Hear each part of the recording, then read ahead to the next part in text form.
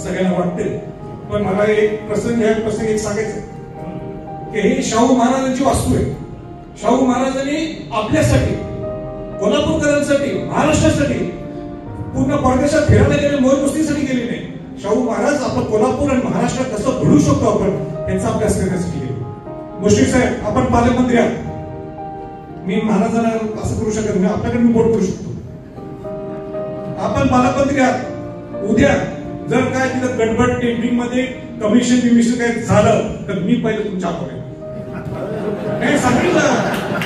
आपण पालकमंत्री आहात, अजिबात चालणार नाही आम्हाला, बाकीचे तिथे घेणं देणं नाही आम्हाला. ही शाहू महाराजांची वास्तू आहे. शिवाजी महाराजांच्या विचाराने शाहू महाराजांनी हे सगळं उभा केले आणि आम्हाला द्यायचं. आपलं एवढं शेवटचं म्हणणं आहे, रायगड प्राधिकरणामध्ये सुद्धा हक्काने अधिकारी करतो, हीच माझी नाही.